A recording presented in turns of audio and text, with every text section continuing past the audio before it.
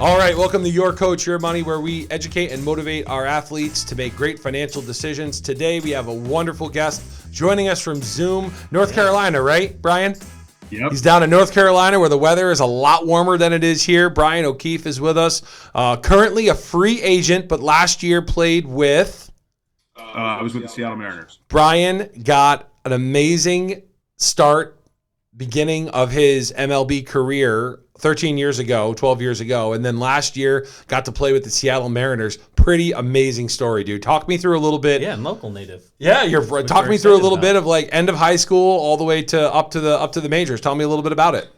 So it was when I left Colonie, it was 2011, went down to Philly to St. Joe's University.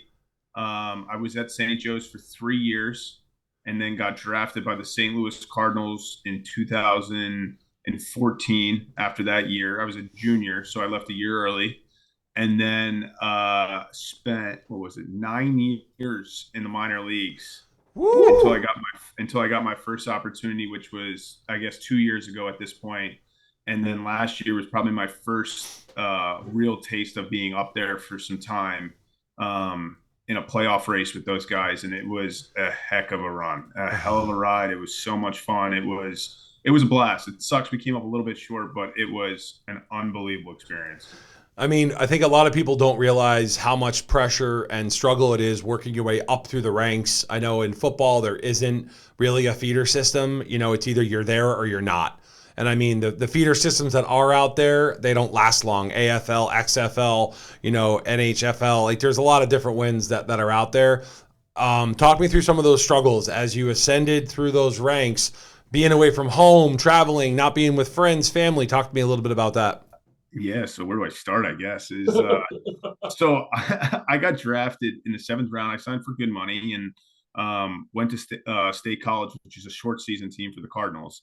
Okay. And I thought pretty much it was just, you play, you do well, you move up. And I quickly found out after my first year in pro baseball that it is very different. Oh. And so I had a ton of struggles through my first couple of years. I think it was probably about my 3rd or 4th year. I think I was repeating low A for the 3rd year in a row. And it wasn't because of lack of success or I wasn't capable of playing at a higher level. There was guys that had gotten paid more money than me. Yep. The investment people don't realize is there. Yeah. There were guys in front of me that they valued more than me. Wow. There was guys in front of me that had been around longer than I had. And I quickly found out the business side of the game. And, kind of working up through those ranks, it's a grind. It really is. It's something that I think you have to love what you do, especially in baseball, because there's so many, any other sport. I mean, I think you see it in the NBA a little bit, but in the NFL, you're not seeing it as much. NHL, maybe a little bit, but there's so many different nationalities in the game of baseball. You're not only competing with kids, in your area, your state, your country. Uh-huh. You have Cubans defecting from their own country. You have Dominican players. You have Venezuelan players, Colombian. You're seeing an infusion of Asian players that are coming over that are very successful. So it's a very cutthroat business. It is very you got to be on top of your stuff about 24/7, 365 at this point of time. Well, makes a bigger overall, talent, I think that just like going through the minor leagues, you don't realize. I mean, it's great. Don't get me wrong. I wouldn't trade it for anything in the world. But going through the minor leagues, I mean, you're making my first paycheck I ever got in professional baseball. I think it was like $485. Oh, watch out! Watch out! That was a 2-week paycheck. And, man. So like there's, you're from a financial standpoint, and as you know, you only get paid during the season. Right. You get paid when you play. That's it. Right. So when that season's over and, now the money's not coming in. What do I do? Right. And it's, the off season, it's, you have to make decisions, whether it's nutrition, training. Where do I spend my money?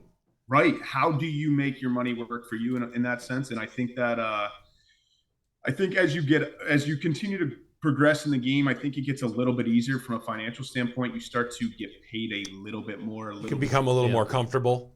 Yeah, and obviously now with some of the strides that we've made as a sport, you see in the minor league union. So I think in the next couple of years, you're going to see the minor league guys start to get paid pretty, not anything outrageous, but I think livable. Yeah, let's put it that way. You can live on it. You don't got to go kill yourself in the off season. Right. Because I mean, I did it for probably my first 5 years, I think, in professional baseball. When I was done with the season, I would come home and work. Right. Brian, can you talk a little bit about, just kind of that mental strain? I mean, 9 years is a long time to be grinding. You know what I mean? And you're there grinding to get to where you are now. But, can you talk about that a little bit? Because I think maybe some younger players coming in, they might grind, but maybe they reach year 6. Right. And then, and that mental toughness that you have to say, hey, this is the passion I want. Yeah. I think my story is kind of unique in that sense. I think in a way, not a lot of people know this, but I dealt with probably that same year I was speaking of when I was in my 3rd year of Peoria, I dealt with a ton of anxiety. And from a performance standpoint, to the point where it was so bad and it was such a cycle that I had fallen into, I was sleeping probably 1 to 4 hours a night, and then trying to go perform that next night, and I couldn't turn my brain off. So I kept feeling like I was on this hamster loop. And I finally got to a point, I remember, where I was just like, you know what, if this is it, like if I'm done playing baseball, can I look myself in the mirror and say I'm happy with it? And everything to that point I was happy with, except of where I'd gotten to from a personal standpoint with how far I had let myself kind of go down some bad rabbit holes. And the way I kind of pulled myself out of it was I kind of just realized that what was happening was I was so consumed with what happened in the game, 4 hours before, when I had gotten home at night. And then as I was getting ready for bed, that kind of shifted to I got to have 3 hits tomorrow. Right. What's going to happen tomorrow? Right. So I kind of got stuck in this living in the past and living in the future. And I just completely lost sight of the moment. And some of the things that I really learned through that process was like being fully ingrained with where your feet are in that moment. And it helped me tremendously. And from that point forward, I've tried to take an approach to the game is, yeah, it's a business. Yeah, there's a lot of crappy things that happen. Yeah, there's a lot of tough times. But if you're not enjoying and you're not passionate about what you're doing, you're in the wrong business. Yeah. And I think if you want to be, for myself, I think it's so easy too. And I think this is probably across the board for anyone who's ever played a sport at whatever level. I think it's so easy to get consumed with what's he doing over there? What are they doing over there? What's he doing? And I think you start to realize, like, you start comparing yourself to all these people. And really, if you want to maximize your own potential, is like, it's a fight every day. I want to be the best version of myself every single day. How can I get better? What do I need to do to get better? What do I need to do to solidify a position to be an everyday big leaguer? And those are some of the things that I think it's easy to get lost, where it's like, oh, well, that guy over there is doing this, so I have to do this. Or that guy didn't do this today, so it's easy I don't need to do that. I think a lot of times, especially with today's society, I think it's easy to be distracted, and I think it's easy to. Well, the answer's right there, right? The answer's always there by most of the younger children and the kids out there. If I want an answer, I just go to YouTube. I just go to Instagram. I can look it up. Yeah, we were talking about that a little earlier. It's the generation of, I don't need to go find something. I don't need to go work for it. I can just go find it online. Yeah. But I think there's also danger in that too, in the sense that there's a lot of value to mentorship. Oh, a ton. And there's a lot of value to finding a professional that you can have a relationship with. Yeah. Or a mentor that's going to give you the stuff outside of the camera. Right. Right. Outside of that clip it that they're looking at. Yeah. I mean, I know, Brian, there's a lot of kids that are involved in baseball, and we've been talking about this a lot on our Your Coach Your Money shows, but the pay to play, the overuse injury, if you are right now, if you look back and you could tell your 19-year-old or 18-year-old self something, the most important one sentence, what would you tell your 18-year-old self? It's a tough one. I think it's for me, the one thing that I would say is don't run from the hard times. Okay. I think you probably learn more from the times that are the most difficult. I think the times that you feel like, holy crap, like I'm never going to get through this, are probably the times where you learn the most about who you are as a person and who you are as a player. And that would probably, and I think early in my career, I probably ran from them more times than not. We're gonna send you a book by Philip Kuntz that then he has a great quote in the book, and it says, "This too shall pass." And I think you hammered that. That's a really good statement right there. That would probably be my biggest lesson that I've taken away from, because I think it's in life. I think that it's, I mean, whatever, you lose your job, right? It's a scary proposition. Where's the money going to come from? I don't know how I'm going to do this. I got to provide for my family. All these things start kind of entering your mind.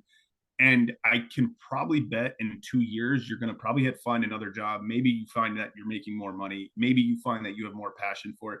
And you look back and you go, you know what? I'm better off for what happened to me those 2 years ago, losing my job.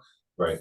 And I think that's the thing that a lot of people miss. Yeah, one of the things Matt always asks and brings up is to talk a little bit about that life of travel. Yeah. And I think for Major League Baseball, that's more so than a lot of other sports. 186 games. The amount of games, the amount of travel, not knowing maybe where you're going, where's your next meal, where are you sleeping? What's like that? How did you navigate through that? Does the team do a lot to help you with that? So early in my career when I was a minor or in the minors, the travel was it's I can see the pain coming out of you. Yeah, I will say though, there's some trips that you look back and you're like, man, that was an awesome trip. Just because you're with the boys on the bus for, you can be on the bus for 12, 15 hours. So yeah, the bus rides can be a little long. I've had some doozies. I've had some 15ers. I've had a couple Missouris to Corpus Christi, Texas. Ooh. That was about a 15, 16-hour one. So the travel in the minor leagues it's tough. It's, I do like how the schedule has shifted a little bit where you're playing one team. Now, the way they've done in the minors since COVID is you play 6-game series. So we're in a town for 6 games now, and then we're out. Boy, that makes a lot more sense. Right. Whereas before, and we get an off day every Monday, which in the minor, again, love it. Get to go play golf, get to go do those things. Be a dad. Right, be a dad. But during like, I would say the hardest part is like the first couple of years, you're staying in terrible hotels. I think we stayed at a Super Motel 8 in where was it? Here we go. Like Youngstown, Ohio. I stayed at a Red Roof Inn in Batavia, New York. The door didn't. I think I know that one. I think we driven by that one before, Mark. So some of the hotels you go through in the minor leagues, and obviously post game spreads. Again, we're not making the money that they make in the big leagues. I mean, if you have Chipotle, you're like, wow, I'm eating good tonight. I mean, it's like the life. I love watching the Netflix documentaries. They did one with the American Gladiators, and I'm still trying to get Ice to come on the show. Right? Or because Ice has a show called Chilling with Ice, and she was always like my favorite gladiator growing up. But they talk about how hard the travel was on their bodies, on their minds, being away from their families. So, I mean, if you can or if you want to, in that 13-year period, I'm guessing, you've had a great agent, or I'm not sure if you switched agents, but did you get any bad advice financially, doing something the wrong way, or not filing taxes the right way? Or no advice. Or no advice at all, right? What was that process like? So I actually got pretty lucky. So I actually had known my agent since I was a guy by the name of Joe Mahoney, who's another Albany guy, had my agent prior to me meeting him. And through a mutual connection, he's a Philly guy, I'm a Philly guy. We got to know each other, and like we've been together since I've been drafted. And then on the flip side, from the money standpoint, I will say I did myself some due diligence, and I was a finance major. Didn't graduate, but I was smart man. But I was a finance major, so I had, and my dad did a really good job of instilling values in terms of money to me. So when I got to the point where obviously, I'm an 18-year-old kid when I was 20 when I got drafted. I get this huge lump sum of money, and it's like, oh my God, I'm rich. What do I buy? Yeah. And the only thing I ever have bought with my signing bonus was I bought an iPad to study on. I did my homework on a group of guys that are based in Baltimore, and they only do baseball players. And I've been with them from the beginning of my tenure as a professional. And just some of the things that like I didn't really think about from a money standpoint, whether it was, something different when you play in that many states. You have to file taxes in taxes. Yeah. That you play. And it's things like that where it's like, it's already hard enough being on the field, performing, doing all those things. If you have those type of distractions away from the field or while you're on the field, it's going to start to leak into your performance. So having those guys help me with those things where it's like, hey, here's another $5,000. Let's go be aggressive with this in the stock market. Hey, sure. Like, can we pull back a little bit here, or can we add this to the portfolio? Having them and being able to bounce those things off of them has been fantastic. And I would say very, very few athletes have told us that story. And a lot of athletes tell us the story of, well, I trusted a guy because he had a suit on, or I trusted a guy because my agent gave them to me and I just went in that direction. Whereas someone most of the time doesn't take that comprehensive approach because they think the money's going to last forever. They think the dollars are unlimited. Yeah. So we're all we'll live forever. Right. We're indestructible when we're younger, and it's and in sports you're one injury away from that, being a career-ending injury, right? And I think the other thing too that kind of makes it tough is, during the season, for me, I'm, this past year, perfect example, like I'm out in Seattle, right? My wife is back in North Carolina. So not only am I paying a mortgage, right? But when I'm during the season, like I have an apartment. So those are things where it's just like, I try and allocate for me, just one, being smarter with my money and having those guys that bounce those ideas. I'll try and allocate like, okay, I know if I can put every 2 weeks, if I can put a full check away into my portfolio. Yeah. Well, I mean, talk to me about so people don't realize this, but they see NFL's the same way. They see these guys with huge contracts, but what they don't see is the guys like you, Brian, that travel, that are journeymen, right? How many guys would you say that probably don't save the way they should? A lot. Yeah, right? They live check to check and they just get used to that income. Yeah, and and I think not only the check to check, but especially, and I love this guy to death, but I won't say his name on here, but one of the guys that I know was a fairly high round draft pick and got paid good money, goes out and buys the $85,000 car right off the rip. Buys the Lexus, buys the BMW. Yeah, and his, and then it's like, hey, I'm going to live a certain way. And it's great. Like, you may be able to live that way for 4 off seasons. Right. But at that point, you look up and you're 25 years old. You're maybe in the game, maybe not in the game anymore. And it's like, now what? Where did all that money go?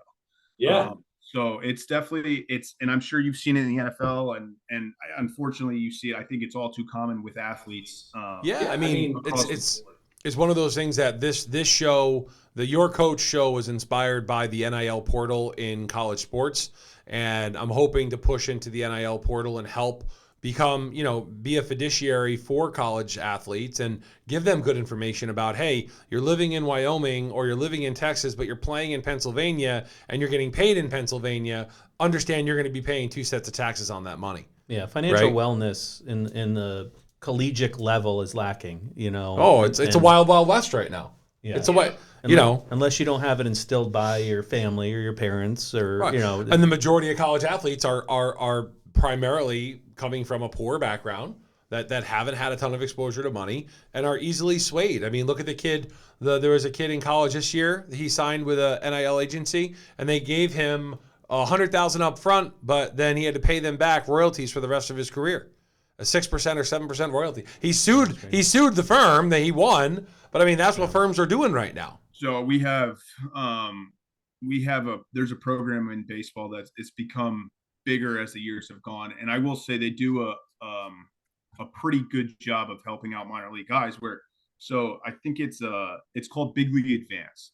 So obviously, as I just spoke about it, we don't make money in the minor leagues until you become a minor league free agent. And then you finally start making some real money. Yeah. Or you get to the big leagues and then you're really making real money.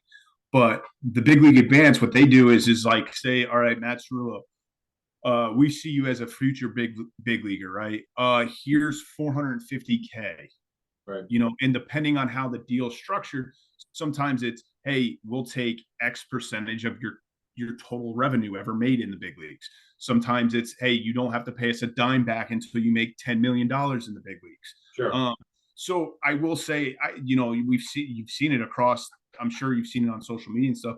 There's guys like Fernando Tatis, who signed a deal where he owed them. I don't know what the exact numbers are, and I don't want to butcher them, but I mean, he just signed a $450 million contract. How much of that money you think he has to end up paying back to that company?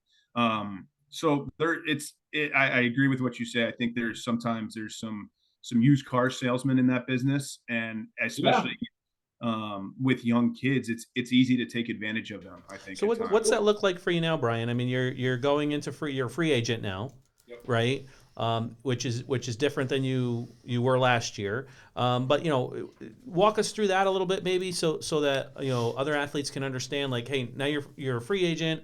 Are you relying solely on your agent? Like, how do teams reach out to you? Like, what's that process? So, I again, I have a great relationship with my agent where we've talked and.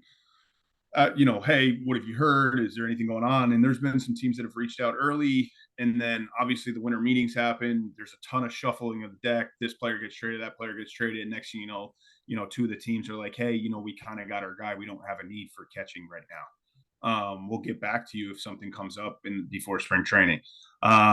So it's always an uneasy time. This is my third time going through it. The first year was pretty easy, and then the last two have been. Last year was a little bit interesting, and I think this year has probably been. I don't want to say the hardest because this is probably the most relaxed I've ever been during this time. Well, it sounds like you're rooted in the moment, which is great. It sounds like you're on that track. Absolutely right, and I think obviously having my daughter, I think, has helped. Allow me to, there's days where I come home and I'm like, man, I'm thinking about my swing, or is somebody going to sign me? And then you see her and you're like, it's over. Yeah. This is the only thing that matters right now. But I think probably, it sucks, but the way it kind of works is you have your top tier guys, so the market was kind of dead still. And then Ohtani finally signed. And now you're starting to see the trickle down where it's like, okay, here's the next guy, here's the next guy, here's the next guy. And eventually it'll make its way down to me.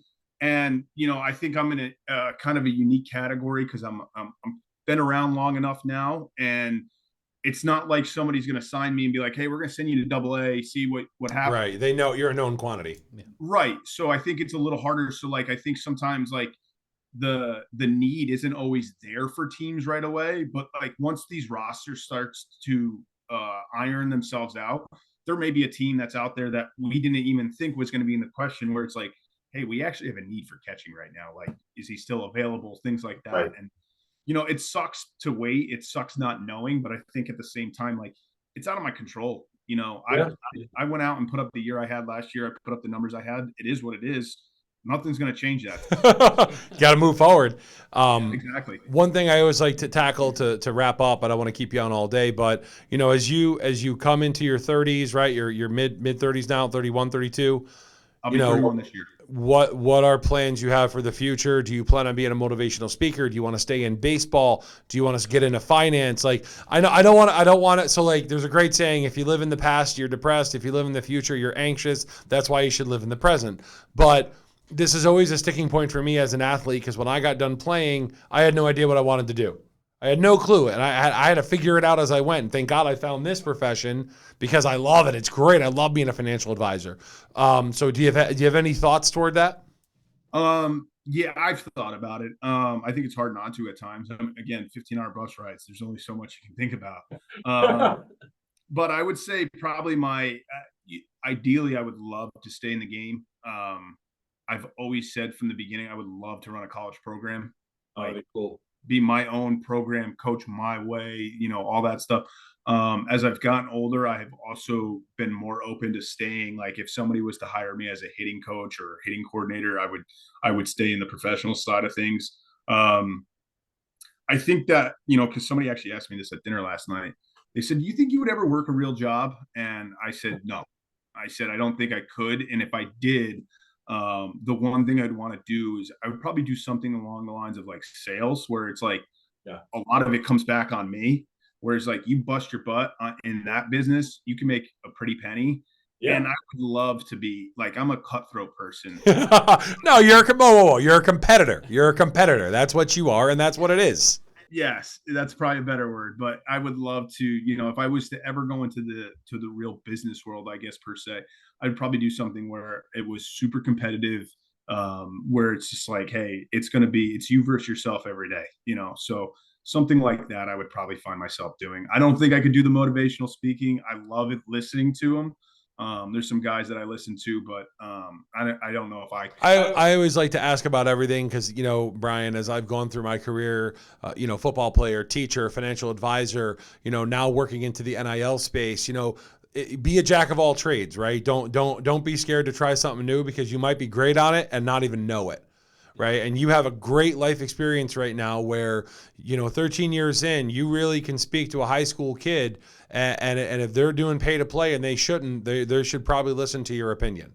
I don't think there's a lot of places that at that age that you should be paying to play. Oh my God, dude, they're everywhere. There's every stop sign you pass. There's a hitting coach, a pitching coach. There's a personality coach, right? Like everyone's charging $1,000 a session, and there's parents out there that are willing to pay it. So I see you invested in the personality coach. I got the personality coach. I got 4 personality coaches. They all get a different one. It's like Fight Club, baby. I think at that age you should.